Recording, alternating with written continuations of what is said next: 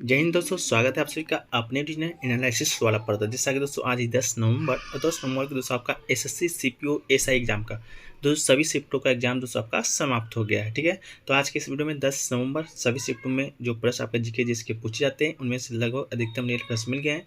तो सभी प्रश्नों को देखने का प्रयास करेंगे। इससे पहले आप चैनल पर नए हैं, चैनल को सब्सक्राइब जरूर कर लीजिएगा और नोटिफिकेशन बेल को भी ऑन कर लीजिएगा।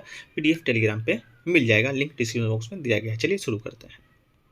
पूछा गया था, पहला प्रश्न पूछा गया था दोस्तों कि भारतीय कम्युनिस्ट पार्टी का गठन दोस्तों कहां पर हुआ था। ठीक है, तो दोस्तों भारतीय कम्युनिस्ट पार्टी कहें तो भारत की एक साम्यवादी दल थी। इस दल की स्थापना 26 दिसंबर 1950 को कानपुर नगर में हुआ था। ठीक है, तो कानपुर आपका राइट आंसर हो जाएगा।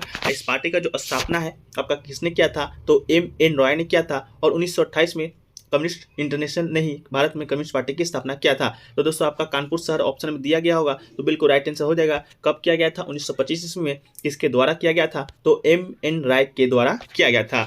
चलिए अगला क्वेश्चन दोस्तों पूछा गया था, प्लेइंग इट माई वे किसकी ऑटोबायोग्राफी है। तो दोस्तों प्लेइंग इट माई वे पूर्व दिग्गज भारतीय क्रिकेटर सचिन तेंदुलकर की आत्मकथा का नाम है। तो दोस्तों आपका सचिन तेंदुलकर बिल्कुल राइट आंसर हो जाएगा। यह पुस्तक 5 नवंबर 2014 को प्रकाशित हुआ था और गैर फिक्शन और फिक्शन दोनों श्रेणियों में सबसे अधिक बिकने वाले व्यस्क हार्डबैक का रिकॉर्ड भी बनाया था।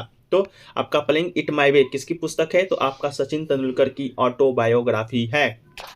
चलिए अगला क्वेश्चन दोस्तों पूछा गया था, टेस्ट ऑफ माय लाइफ किसकी ऑटोबायोग्राफी है। दोस्तों पुस्तक से 3 प्रश्न पूछा गया था, जिसमें दोस्तों आपका टेस्ट ऑफ माय लाइफ भी पूछा गया था। तो ये दोस्तों आपका भारतीय क्रिकेटर युवराज सिंह की आत्मकथा है। तो test of my life Yuvraj Singh आपका बिल्कुल राइट आंसर हो जाएगा। अगला क्वेश्चन दोस्तों पूछा गया था, डॉलर बहु पुस्तक के लेखक कौन है। तो दोस्तों डॉलर जो बहु पुस्तक के लेखक हैं सुधा मूर्ति द्वारा लिखा गया 17 अन्य पुस्तकों में से पहले कन्नड़ में डॉलर्स बहु के लिए कन्नड़ शब्द के रूप में लिखा गया था, बाद में अंग्रेजी अनुवाद किया गया था। डॉलर बहु दोस्तों आपका सुधा मूर्ति जी के द्वारा लिखा गया है। तो सुधा मूर्ति आपका 100% राइट आंसर हो जाने वाला है। चलिए अगला क्वेश्चन दोस्तों पूछा गया था, नागालैंड का ओंगामी जो जनजाति है फरवरी में दोस्तों कौन सा त्योहार मनाता है। तो दोस्तों आपका सेक्रेनी महोत्सव दोस्तों आपका मनाया जाता है। यह आपका पारंपरिक आगामी जनजाति का त्यौहार है जिसका अत्यधिक धार्मिक महत्व है। यह त्यौहार हर साल 25 फरवरी के आसपास मनाया जाता है, जो कि आपका 10 से 15 दिनों तक चलता है। तो आपका सेक्रेनी महोत्सव जो कि नागालैंड के आगामी जनजाति के द्वारा फरवरी माह में मनाया जाता है। अगला क्वेश्चन पूछा गया था दोस्तों कि 1919 में खिलाफत आंदोलन कहां पर से शुरू हुआ था। तो ये आंदोलन दोस्तों आपका 1919 ईस्वी में लखनऊ से शुरू किया गया था। तो लखनऊ आपके ऑप्शन में दिया गया था, जो कि बिल्कुल राइट आंसर हो जाएगा। अगला क्वेश्चन दोस्तों पूछा गया था कि वर्नाकुलर प्रेस एक्ट को किसने निरस्त किया था। तो दोस्तों वर्नाकुलर प्रेस एक्ट को दोस्तों लॉर्ड रिपन ने 1882 ईस्वी में इस अधिनियम को निरस्त कर दिया था। तो लॉर्ड रिपन दोस्तों आपका बिल्कुल राइट आंसर हो जाएगा। कब किया था, तो 1882 ईस्वी में। अगला क्वेश्चन पूछा गया दोस्तों कि हॉकी वर्ल्ड कप 2023 की मेजबानी कौन करेगा। तो दोस्तों पिछले साल आपका हॉकी विश्व कप हुआ था, उसका जो सफल आयोजन है भारत ने दोस्तों आपका कर दिया था। इस कारण भारत को ही 2023 में होने वाले हॉकी विश्व कप की मेजबानी फिर से सौंप दिया गया है। तो भारत आपका राइट आंसर हो जाएगा। इस बात की जो घोषणा है शुक्रवार को स्विट्जरलैंड के लोसाने शहर में हुई FIH international hockey federation executive board की बैठक के बाद किया गया था। तो आपका भारत 100% राइट आंसर हो जाएगा। अगला क्वेश्चन पूछा गया था, निम्न में से कौन सा पहाड़ी है जो कि आपका मेघालय में स्थित नहीं है या मेघालय से ताल्लुकात नहीं रखती है। तो आपका जो ऑप्शन में नीलगिरी पहाड़ी दिया गया था, जो कि 100% राइट आंसर हो जाएगा। नीलगिरी जो पहाड़ियाँ है मेघालय से ताल्लुकात नहीं रखती है। मेघालय में 3 पहाड़ियाँ हैं, गारो, खासी और जैंतिया, जो कि आपके ऑप्शन में दिया गया था, जो कि मेघालय से ही संबंधित है। अगला क्वेश्चन पूछा गया था कि ब्रिटिश शासन पूरी तरह से 1757 के किस युद्ध के बाद ब्रिटिश शासन के हाथों में चली गई थी पूरे भारत का शासन। तो दोस्तों आपका 1757 ईस्वी में प्लासी का युद्ध हुआ था, जो कि दोस्तों आपका प्लासी का पहला ही युद्ध था, जो कि 23 जून 1757 को मुर्शिदाबाद के दक्षिण में 22 मील दूर नदिया जिले में भागीरथी नदी के किनारे प्लासी नामक स्थान पर हुआ था। इस युद्ध में एक और ब्रिटिश ईस्ट इंडिया कंपनी की सेना थी और दूसरी ओर थी बंगाल नवाब की सेना। कंपनी की सेना ने रॉबर्ट क्लाइव के नेतृत्व में नवाब सिराजुद्दौला को हरा दिया था। इसी युद्ध के बाद कहा जाता है कि जो भारत का पूरा शासन प्रणाली है, जो कि ब्रिटिश के हाथों में चली गई थी, जो कि ब्रिटिश ईस्ट इंडिया कंपनी उस समय भारत में शासन कर रही थी। अगला क्वेश्चन पूछा गया था कि सतरिया नृत्य जो शैली है उसकी शुरुआत किसके द्वारा किया गया था। तो इस नृत्य शैली का जो संस्थापक है महान संत श्रीमंता शंकर देव जी हैं। तो आपका श्रीमंता शंकर देव राइट आंसर हो जाएगा। एक क्वेश्चन पूछा गया था, अस्कर्वी रोग किसकी कमी के कारण दोस्तों आपका होता है? तो दोस्तों अस्कर्वी रोग विटामिन सी की कमी से कई लोगों को अस्कर्वी रोग भी हो जाता है। इसकी वजह से मरीजों में कमजोरी, थकावट, दांतों का ढीला होना, कमजोर नाखून, जोड़ों में दर्द, बाल झड़ने जैसी समस्याएं होने लगती है। तो कौन से विटामिन के कारण अस्कर्वी रोग होता है? तो आपका विटामिन सी राइट आंसर हो जाएगा। एक क्वेश्चन पूछा गया था कि भारत का जो मैग्ना कार्टा है संविधान के किस भाग को कहा जाता है? तो दोस्तों आपका मौलिक अधिकार को भारत का मैग्ना कार्टा कहा जाता है, लेकिन आपका अनुच्छेद नहीं, संविधान ये नहीं, आपका पूछा गया था दोस्तों भाग। तो मौलिक अधिकार है जो कि भाग 3 में है और अनुच्छेद है 12 से 35। तो 12 से 35 अनुच्छेद, जितने भी अनुच्छेद है आपका भाग 3 में आते हैं। इसी को दोस्तों भारत के मैग्ना कार्टा के रूप में वर्णित किया गया है। अगला क्वेश्चन पूछा गया दोस्तों, अशफाकुल्ला खां को फांसी किस कारण दिया गया था? तो अशफाकुल्ला खां और सचिंद्रनाथ बख्शी के विरुद्ध काकोरी षड्यंत्र का पूरक मुकदमा चलाया गया था, जिन्हें उन्हें 19 दिसंबर 1927 को फांसी दिया गया था। तो काकोरी षड्यंत्र के कारण दोस्तों अशफाकुल्ला खां को फांसी दिया गया था। एक क्वेश्चन पूछा गया था दोस्तों आपका कि ग्रीष्मकालीन और शीतकालीन ओलंपिक है जो कि पहली बार दोस्तों किस शहर में हुआ था? तो इसका क्वेश्चन आंसर दोस्तों कंफर्म अभी मालूम नहीं चल पाया है, मालूम चलेगा पीडीएफ में शामिल कर देंगे, पीडीएफ टेलीग्राम पे मिल जाएगा। इसके अलावा इसका जो आंसर है आपको कमेंट सेक्शन में भी पिन कर देंगे। चलिए अगला क्वेश्चन पूछा गया दोस्तों, कालबेलिया नृत्य है वो किस राज्य से संबंधित है? तो कालबेलिया दोस्तों राजस्थान की एक प्रसिद्ध नृत्य शैली है। वैसे कालबेलिया यहाँ का सपेरा जनजाति को कहा जाता है, इसलिए इसे जाति का नृत्य कहा जाता है। तो कालबेलिया मुख्य रूप से किस राज्य का नृत्य है? तो आपका राजस्थान बिल्कुल राइट आंसर दोस्तों हो जाएगा। एक क्वेश्चन पूछा गया था आपका, गरीबी दूर करने का जो नारा है किस पंचवर्षीय योजना में दिया गया था? हालांकि दोस्तों गरीबी हटाओ देश बचाओ का नारा 1971 के आम चुनाव में इंदिरा गांधी ने दिया था। बाद में उनके बेटे राजीव गांधी ने इस नारे का उपयोग किया था। इस नारे का जो प्रयोग है 5वीं पंचवर्षीय योजना में किया गया था, लेकिन आपका 5वीं पंचवर्षीय योजना ऑप्शन में नहीं दिया गया था। इस कारण दोस्तों आपका 4th पंचवर्षीय योजना आपका राइट आंसर हो जाएगा। ठीक है, 4th पंचवर्षीय योजना से ही आपका गरीबी दूर करने का जो नारा है देना शुरू हो गया था। अगला क्वेश्चन पूछा गया था, अपनी पसंद का वकील रखना किस अनुच्छेद के तहत है? तो दोस्तों भारतीय संविधान का अनुच्छेद 22 है, वो 22 में भी एक जो अनुच्छेद है प्रत्येक व्यक्ति को मौलिक अधिकार देता है कि वह अपनी पसंद के वकील के द्वारा बचाव के अधिकार से वंचित ना रहे। तो आपका अनुच्छेद 22 बिल्कुल राइट आंसर हो जाएगा। एक क्वेश्चन पूछा गया दोस्तों, गुलाम वंश के संस्थापक कौन थे? तो गुलाम वंश का संस्थापक तो दोस्तों आपका कुतुबुद्दीन ऐबक था, लेकिन वास्तविक संस्थापक कहा जाएगा तो दोस्तों आपका इल्तुतमिश था। इल्तुतमिश को गुलाम वंश का वास्तविक संस्थापक कहा जाता है। कुतुबुद्दीन ऐबक की मृत्यु के बाद इल्तुतमिश 1210 ईस्वी में दिल्ली के सिंहासन पर बैठा था और दिल्ली का शासक बनने से पहले वह वंदायु का राजा था। ठीक है, तो आपका कुतुबुद्दीन ऐबक तो इसे सही होगा, लेकिन वास्तविक अगर पूछते तो आपका इल्तुतमिश राइट आंसर हो जाएगा।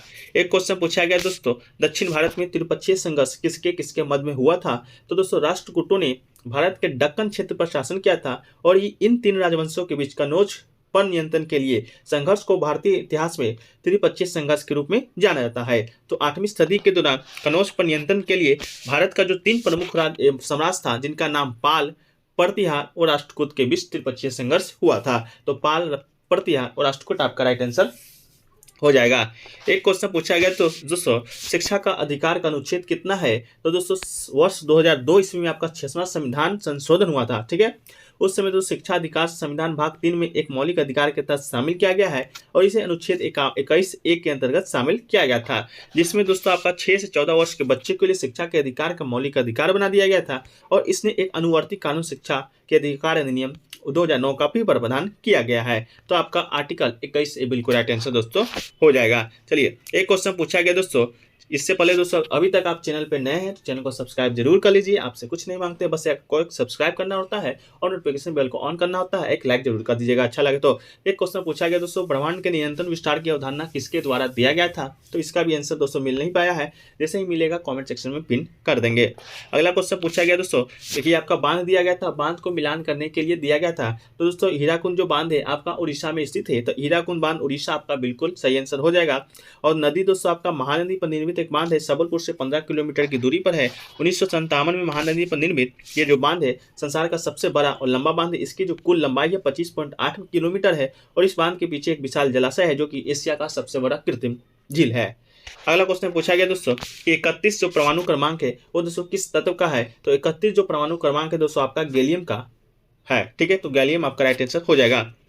एक क्वेश्चन पूछा गया दोस्तों मोहिनीअट्टम में कौन सा वाद्य यंत्र उपयोग किया जाता है। तो मोहिनीअट्टम में आमतौर पर इस्तेमाल होने वाला संगीत उपकरण में दोस्तों mridangam, maddalam, pedal drum, idakka, hourglass drum, बांसुरी, वीणा एवं कीजिहल्तम शामिल है। तो आप देखिएगा बांसुरी था कि वीणा था ऑप्शन में। इसके अलावा आप कमेंट सेक्शन में बताने का प्रयास जरूर कीजिएगा। एक क्वेश्चन पूछा गया दोस्तों पीएम गति शक्ति योजना के बारे में कि आपका किससे संबंधित है। तो प्रधानमंत्री गति शक्ति योजना की शुरुआत दोस्तों पीएम नरेंद्र मोदी जी के द्वारा 15 अगस्त 2021 को किया गया था। इस योजना के माध्यम से देश के युवा नागरिकों को रोजगार के अवसर प्रदान किए जाएंगे। पीएम गति शक्ति योजना के सफल कार्यान्वयन हेतु केंद्र सरकार के द्वारा इसका बजट है जो कि 1 लाख करोड़ रुपए निर्धारित किया गया है। तो दोस्तों आशा करते हैं कि आपको इसका आंसर है आपको मिल गया होगा। प्रश्न आपसे पूछा गया था दोस्तों, वो पूछा गया था मनोज सरकार पैरा ओलंपिक में दोस्तों कौन सा पदक जीते थे। ठीक है, पैरा ओलंपिक दोस्तों आपका हाल ही में संपन्न हुआ है 2021 में। तो दोस्तों टोक्यो पैरा ओलंपिक में भारत के मनोज सरकार ने बैडमिंटन में दोस्तों कांस्य पदक जीत लिया था। तो आपसे ये पूछा गया था कौन सा पदक जीता था, तो कांस्य पदक जीता गया था। जिनका भी अगला शिफ्ट में एग्जाम है बैडमिंटन याद रखिएगा। मनोज सरकार है जो कि दोस्तों बैडमिंटन से संबंधित हैं। उन्होंने जापान के डाइसाकु फुजिहारा को सीधे गेम में 22-20 और 21-13 से हराया था। यह मुकाबला दोस्तों आपका 47 मिनट तक चला था। ठीक है, तो आपका कांस्य पदक जीता था। ओवरऑल आपका ये राइट आंसर हो जाएगा। ठीक, अगला क्वेश्चन पूछा गया था दोस्तों द इनहेरिटेंस ऑफ लॉस पुस्तक के लेखक दोस्तों आपका कौन है। ठीक है, तो भारतीय जो लेखक है किरण देसाई का दूसरा उपन्यास था आपका इनहेरिटेंस ऑफ लॉस। तो आपका किरण देसाई राइट आंसर हो जाएगा। यह पहली बार आपका 2006 में प्रकाशित हुआ था और इसने उस वर्ष के लिए मैन बुकर पुरस्कार 2007 में नेशनल बुक क्रिटिक्स सफल फ्रिक्शन अवार्ड और 2006 में वोडाफोन क्रॉसवर्ड बुक अवार्ड सहित कई पुरस्कार भी जीते थे। तो ओवरऑल आपका ये क्वेश्चन पूछा गया था कि इनहेरिटेंस ऑफ लॉस के पुस्तक के लेखक कौन है। तो आपका ये किरण देसाई आपका राइट आंसर हो जाएगा। ठीक है, एक क्वेश्चन पूछा गया दोस्तों आपका पहली बार पैरा बैडमिंटन चैंपियनशिप कहाँ हुआ था। स्टूडेंट इसमें कंफर्म था कि पहली बार पैरा बैडमिंटन पूछा गया था या पैरा टेनिस पूछा गया था। तो इसको आप लोग जो भी लोग एग्जाम दे करा रहे हैं एक बार कमेंट सेक्शन में इसको कंफर्म कर दीजिएगा। ठीक है, एक क्वेश्चन पूछा गया था दोस्तों आपका राष्ट्रपति को वेतन दोस्तों कहाँ से दिया जाता है। तो राष्ट्रपति, उपराष्ट्रपति, राज्यपाल इन सभी को जो वेतन है दोस्तों आपका भारत की संचित निधि से दिया जाता है। ठीक है, तो संचित निधि दोस्तों आपका बिल्कुल राइट आंसर हो जाएगा। ये पूछा गया था राष्ट्रपति को वेतन कहाँ से दिया जाता है। अगला क्वेश्चन पूछा गया दोस्तों पंडित जो रविशंकर थे उनको भारत रत्न किस वर्ष आपका मिला था। तो संगीत में विशिष्ट योगदान के चलते पंडित रविशंकर को भारत सरकार ने दोस्तों 1999 में भारत रत्न से नवाजा था। तो आपका 1999 आपका राइट आंसर हो जाएगा। ठीक है, इसके अलावा उन्होंने मैक्स से 3 ग्रैमी अवार्ड सहित देश विदेश के कई पुरस्कार भी मिले हैं। साल 1986 से 1992 तक वो राज्यसभा के सदस्य भी रहे हैं। तो ओवरऑल आपका इतना ही पूछा गया था कि कब भारत रत्न मिला था। तो आपका 1999 आपका राइट आंसर हो जाएगा। चलिए, एक क्वेश्चन दोस्तों आपसे पूछा गया था कि महिषासुर और काली जी का डांस होता है उस दोस्तों किस डांस से प्रभावित है।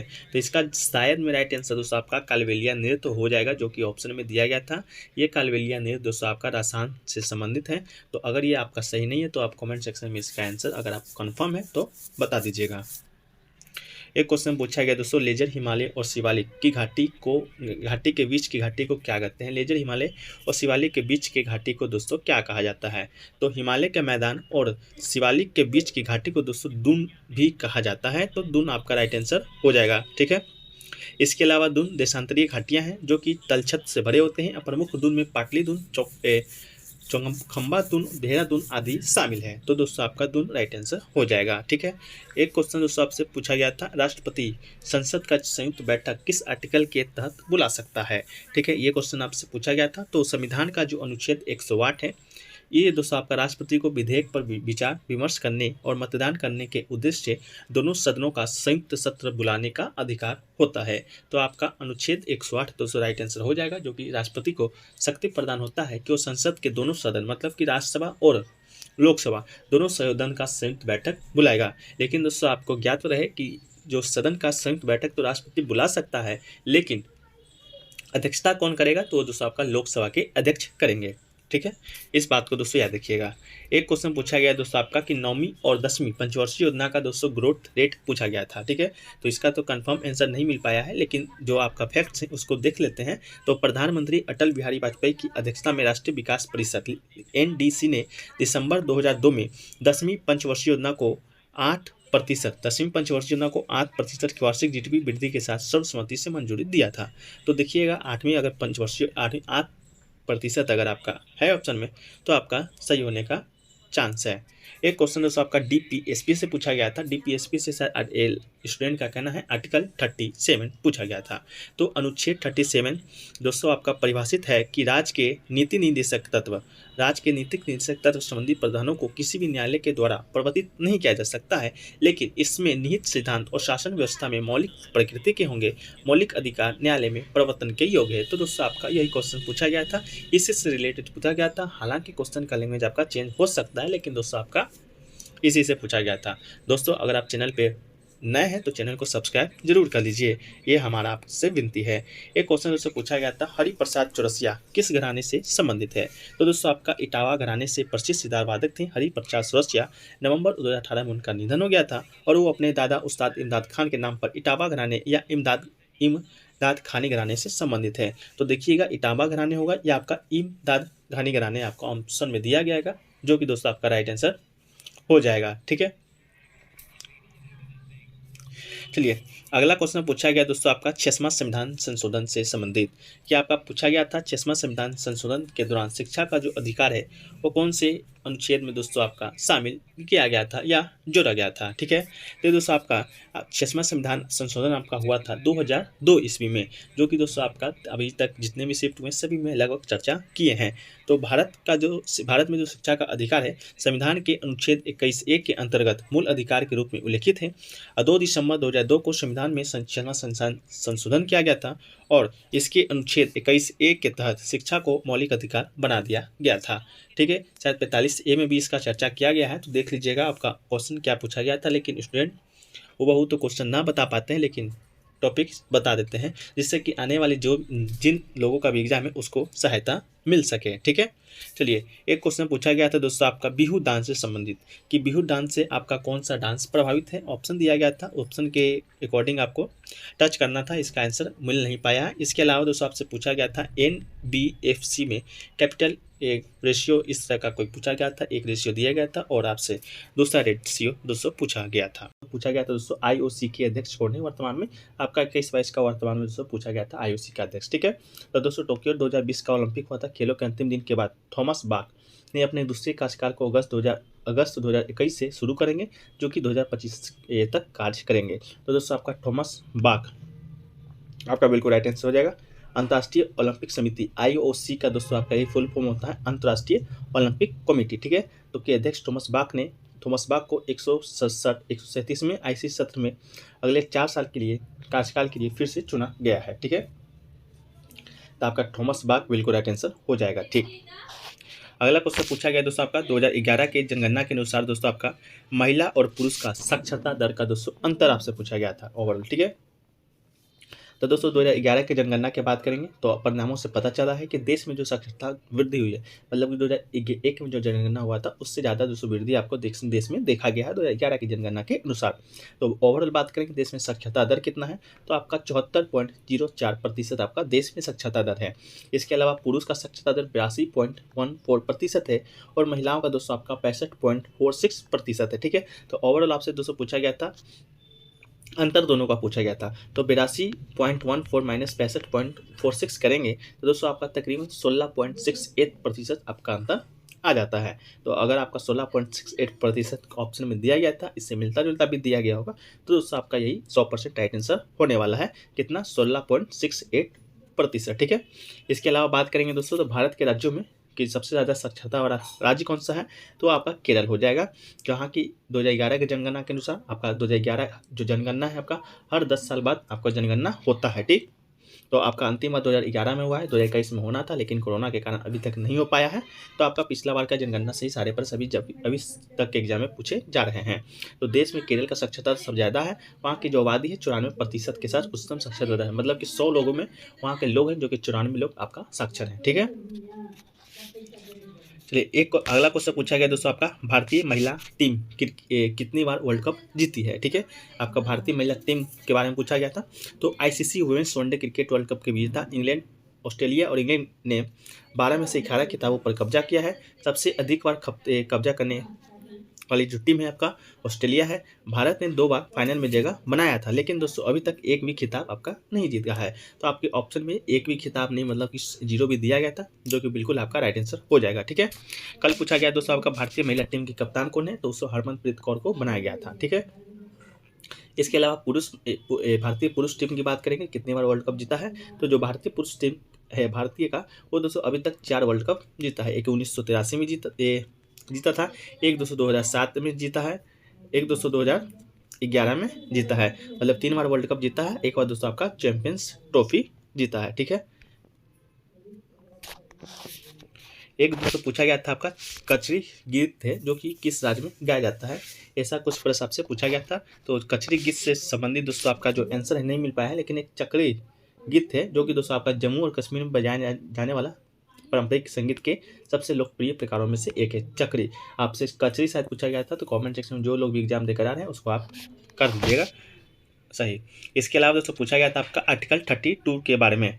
दोस्तों आर्टिकल 32 के बारे में आपसे प्रश्न पूछा गया था, और लैंग्वेज आपका इधर हो सकता है, लेकिन प्रश्न आपका इसी से संबंधित था। आर्टिकल जो 32 है आपका संवैधानिक उपचारों का अधिकार है। अनुच्छेद 32 एक मौलिक अधिकार है जो कि भारत के प्रत्येक नागरिक को संविधान के द्वारा मान्यता प्राप्त अन्य मौलिक अधिकारों को लागू कराने के लिए सर्वोच्च न्यायालय के समक्ष याचिका दायर करने का अधिकार देता है। ये दोस्तों आपका आर्टिकल 32 ये दोस्तों आपका मौलिक अधिकार है। मौलिक अधिकार दोस्तों आपको मालूम होगा 12 से लेकर अनुच्छेद 35, अनुच्छेद 12 से अनुच्छेद 35 तक जितने भी आपका अनुच्छेद है वो आपका मौलिक अधिकार में आते हैं। बात करेंगे मौलिक अधिकार वर्तमान में कितना है, तो वर्तमान में 6 है, मूल संविधान में 7 था। संपत्ति के अधिकार को आपका हटा दिया गया था, जो कि दोस्तों कल के एग्जाम में भी आया था 1978 ईस्वी में 44 में संविधान संशोधन करके। ठीक है, इसके अलावा एक क्वेश्चन पूछा गया दोस्तों आपका मुगलों के द्वारा कौन सा युद्ध नहीं लड़ा गया है। आपके 4 ऑप्शन दिए गए थे, उनमें से आपको बताना था। ऑप्शन नहीं मिल पाया है, लेकिन दोस्तों आप अगर आ रहे हैं एग्जाम देकर तो कमेंट सेक्शन में जरूर कन्फर्म बता दीजिएगा।